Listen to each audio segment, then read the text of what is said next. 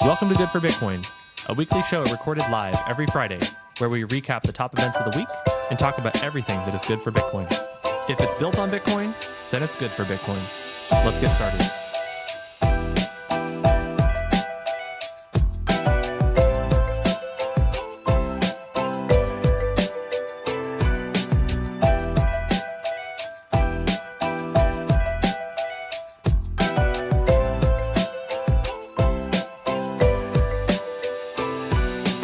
Content shared on this podcast is for informational and entertainment purposes only.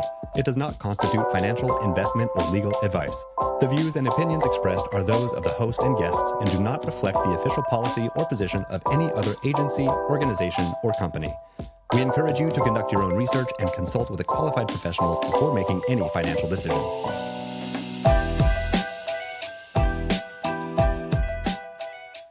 Well, hello, everybody. Happy Friday, and welcome to Good for Bitcoin, your weekly pulse on Bitcoin innovation. And Kate and I were just talking before the show. It has been a busy week for me. I was chatting actually on the phone with my mom the other day, and I was talking, and it feels like I have like 5 different jobs right now for various things that are going on in the ecosystem. You know, of course, we got Good for Bitcoin every week. We've got Vibe Watch that I've been working on. I have my work at SoFi that I've been doing, some personal stuff too. So yeah, it's been kind of a crazy one. Hopefully Kate will rejoin us in a minute. I can get started with some of our public company news. As always, got to start off with that. So first off, Strive, they bought 1,110 BTC.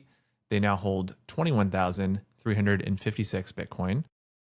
We also saw Emperor Digital, they sold 100 BTC and they have 1,179 BTC left. And that's kind of it for Bitcoin buys and sells this week, which is pretty surprising. Not a lot in one way or the other. So we'll see if Kate is rejoining us here. Hello, Kate. Yes, I can hear you. Literally, as soon as I heard you say like, how's your week? My screen just went black and I was like, all right, here we go. Yep. Is that like a metaphor for the week? I guess it's a metaphor for the week, yeah. I mean, week has been pretty good. It's like another chill week in Bitcoin, for sure. Nothing like notable has happened, but we have a couple stories to get into. How has your week been? Yeah, well, we were talking before the show started. Yeah, it's just been really busy on my end. Lots of spinning plates, but yeah, I agree. It's kind of another week. It's been the same kind of vibe the past few weeks where it just doesn't really seem like Bitcoin, despite Bitcoin's price going up, it doesn't seem like there's been a lot of Bitcoin news happening. We also have Bitcoin Asia is happening this week, I believe. Yeah. So yep. Maybe we'll see some news come out of that. There's been maybe a little bit here and there, but nothing too crazy there either. No, nothing major. Yeah, everyone's still, I guess, just heads down building, and they weren't ready maybe for this like little pop in Bitcoin's price to kind of capitalize on it. I don't know.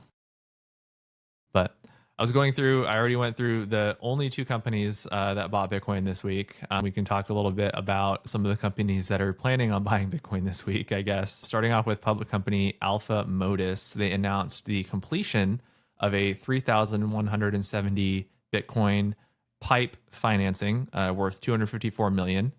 So this BTC is not on their balance sheet yet. The company signed the securities purchase agreement on August 26th, just the other day, and is still advancing the deal. The agreement targets closing within 12 business days of signing. So I'd imagine that we will discuss them on maybe next week's show or the following week's show once they have actually made that purchase and bought Bitcoin. But a new company, I think, entering the mix, which we always love to see. Nice. And then we have a Singapore-based public company, Genius Group. They announced their plan this week to buy 827 million in Bitcoin over the next 5 years. So significant investment there. Yeah. Everyone's planning to buy Bitcoin. We got Capital B, French company, announced a 21 million euro capital raise to also buy more Bitcoin. And no buys or sells from Strategy this week, again, which is maybe a good thing because they've been selling Bitcoin more than they've been buying lately. Yeah. You have here that they did buy back another 136 million of STRC, and they added 1.59 billion to their USD reserve. Yeah, and that's crazy. 1.59 B, that's billion with a B. That's a lot of money that they're like continuing to raise. And I was looking into it, and it's a little bit ironic, like as a Bitcoin company that really cares about like scarce assets and money printing. All of these buys from them, because they're not selling Bitcoin, how are they funding it? Basically, what they're doing is they are creating new MSTR shares and then selling them at the market. It's like an ATM sale is what that's called. So they're basically money printing, and then people are buying it, and then they're using the proceeds from that to well, not buy more Bitcoin, but to kind of shore up their reserves, I guess, and buy back more STRC. But it's kind of funny because shareholders, I guess, just don't seem to mind this. MSTR is up over 40% just this month, which is pretty crazy rise in their stock price.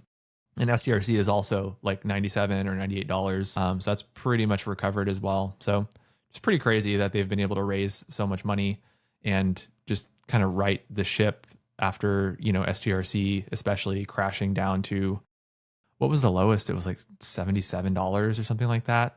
Yeah, I think so. Yeah, pretty nuts that they were able to accomplish that in such a short amount of time too. It was maybe like a month or two ago that they that happened. So crazy stuff. Yeah. Getting into news. So first one is important, especially if you are running a Lightning node. This is like very important for you. A critical vulnerability was discovered in Lightning Core. So basically anyone that is running a Lightning node is urged to take their nodes offline. That doesn't mean necessarily shutting off your node, but taking them offline. This is, I guess, to prevent other nodes from force closing channels with your node, which is just like time and money spent with fees to force close channels. So basically taking your node offline means that it's just like not transacting, or it's like not in transaction mode, but it'll just like continue to keep up with like the network. Not much is known about the exact vulnerability yet, other than the fact that there is one. That, I guess, the vulnerability is under like a 2-week embargo, so devs can kind of sort things out and get things patched. But if the solution is to take your nodes offline, I think it's pretty safe to assume that it could result in lost funds. So probably really important that you act on this as quickly as possible. And if you are running a Lightning node, take action on that, because it doesn't sound good. Yeah, I read somewhere that this was another like AI generated vulnerability. So I think it was like the Bitcoin Red team, the one that we had talked about in previous episodes, like Rob Hamilton, and they've just been running like AI assisted audits across a bunch of Bitcoin repos, and I think that this is one that they found. So it's kind of like a like a double-edged sword. Like, it's good that things like this are being found. It also makes it feel very fragile. But yeah, good advice. Yeah, I mean, it's I guess a good thing that nothing has been, knock on wood, like on actual like L1 Bitcoin. But this is probably the closest that we've gotten to like an actual Bitcoin vulnerability if it's affecting Bitcoin Lightning. So scary stuff. I don't know if also they've I guess they just haven't released a lot of info yet, but I'm curious if like this is just a theoretical, vulnerability, or if it's been actually like exploited. I guess we'll have to see in a week or two once we find out more information on it. Yeah. All right. Then we get over to the Coinbase side of things. They have released, well, I guess they released it a while ago, but their crypto-backed mortgage product is live nationwide, so you can hold your Bitcoin, buy a house. Basically, how this works is U.S. borrowers can now use Bitcoin as collateral for a down payment without selling or taking margin calls. So you have to pledge your Bitcoin, which is, I think, 250% of the down payment loan, which is a pretty sizable amount. Yeah, 2.5 LTV, that's pretty high. Yeah, and so you put that up as collateral, and then the structure is just a normal Fannie Mae conforming first mortgage plus a second loan against the coins. And there's no margin calls because the price drops. So your coins sit at Coinbase Prime. This is available for Coinbase One members, and you get a 1% rate at closing, which is capped at $10,000. And this, I guess, went live earlier this year, but this week was kind of like the nationwide wider rollout.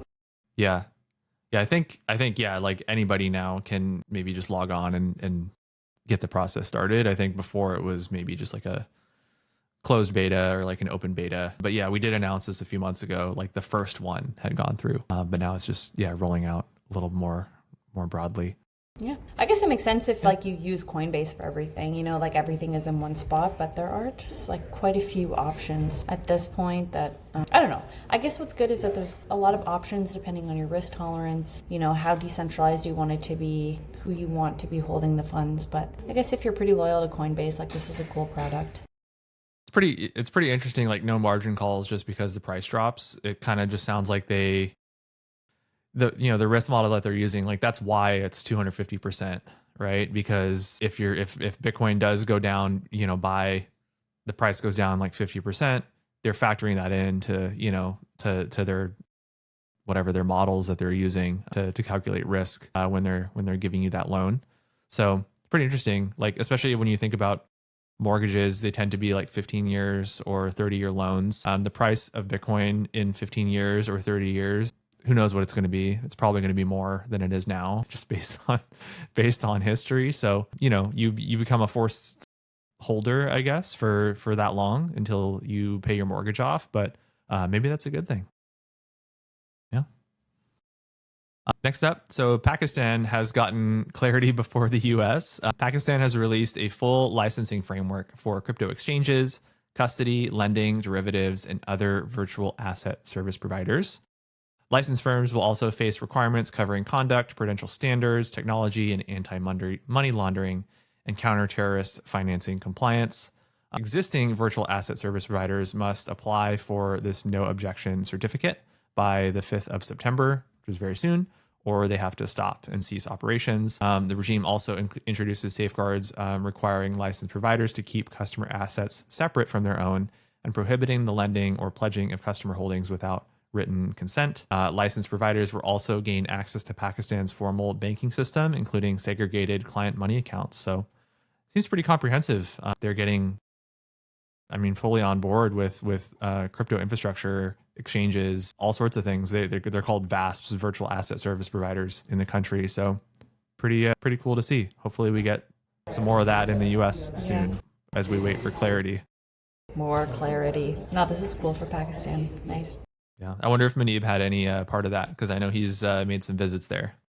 I'm sure he has. Yeah, like he was part of the blockchain. I forget what it was called, but yeah, some consortium over there. counseling. I remember he posted some things about that a while ago.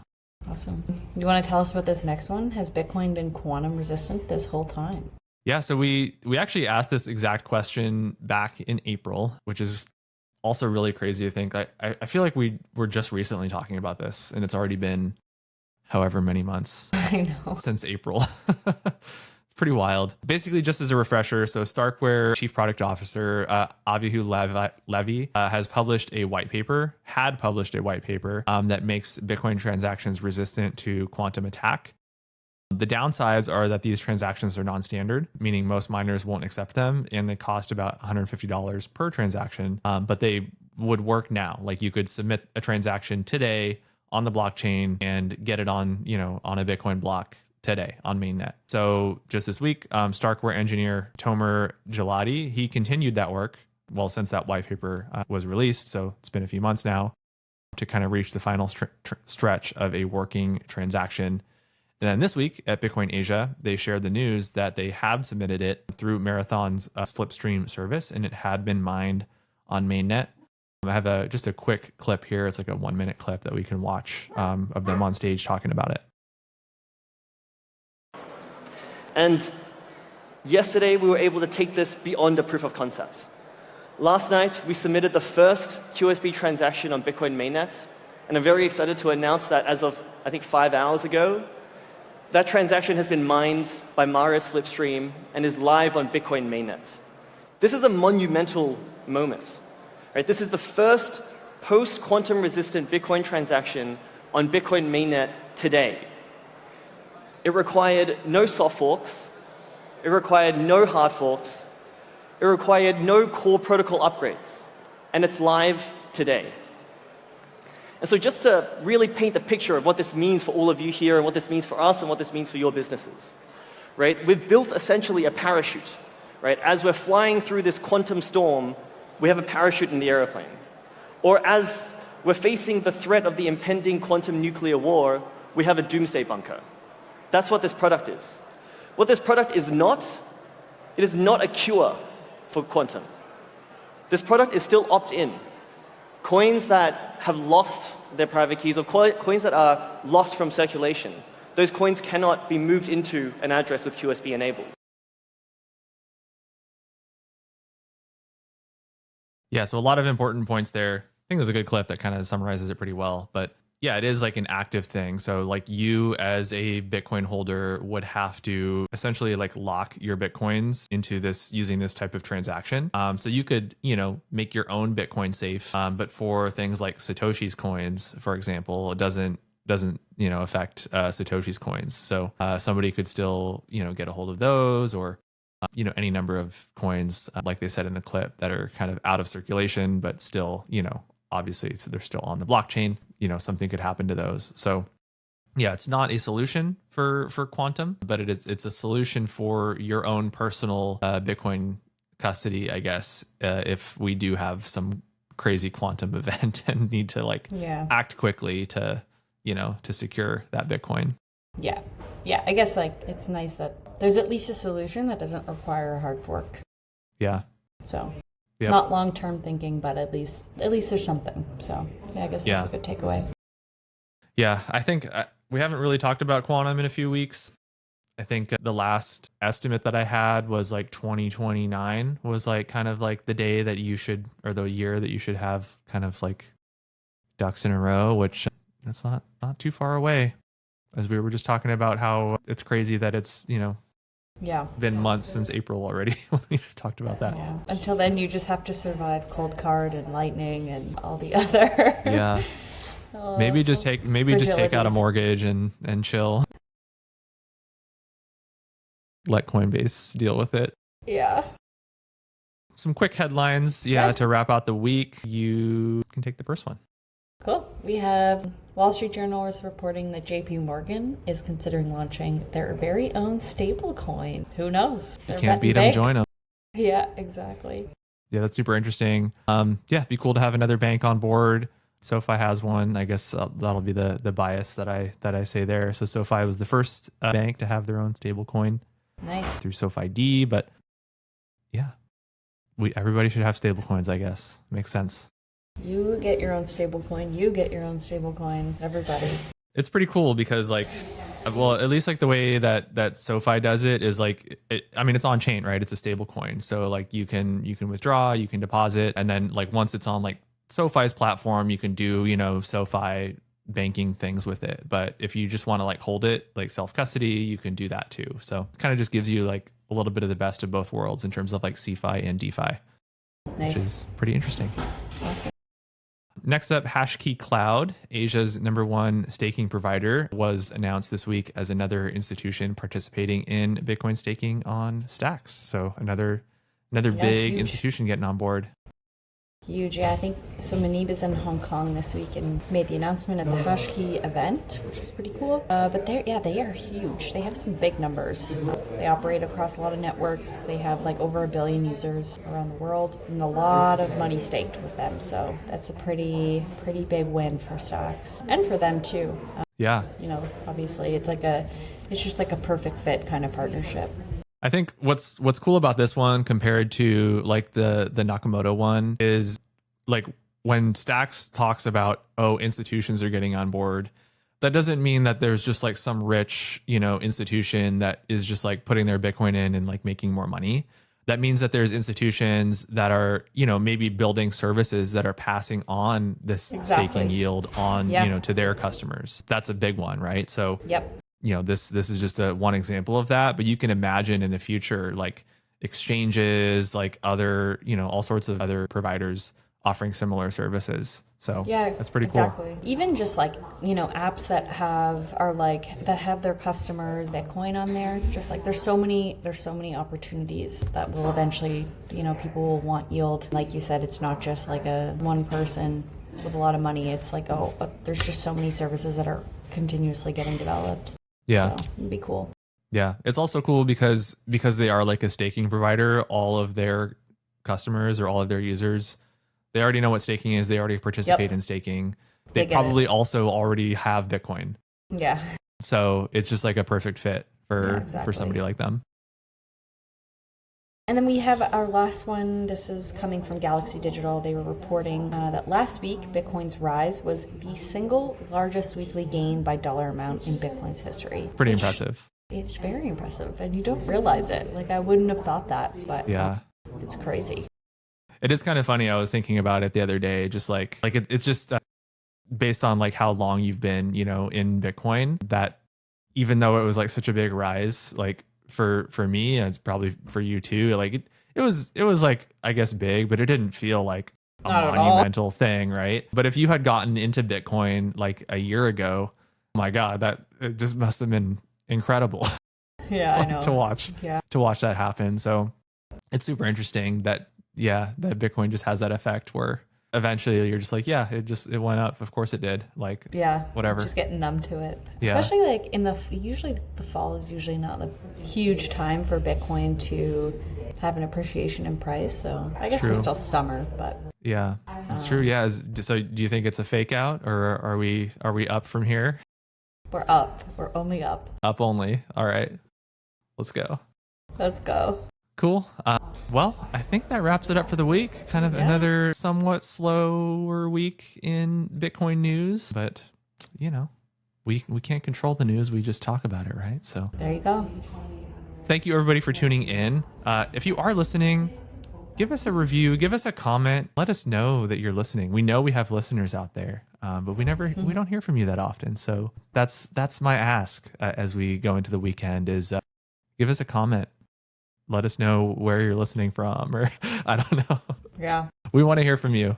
But yeah, go catch all of our episodes on goodforbitcoin.com. We stream live every Friday at 2 p.m. Eastern on YouTube and on X and on the website, of course. So yeah, thank you everybody for tuning in. We will see you next week and have a good weekend.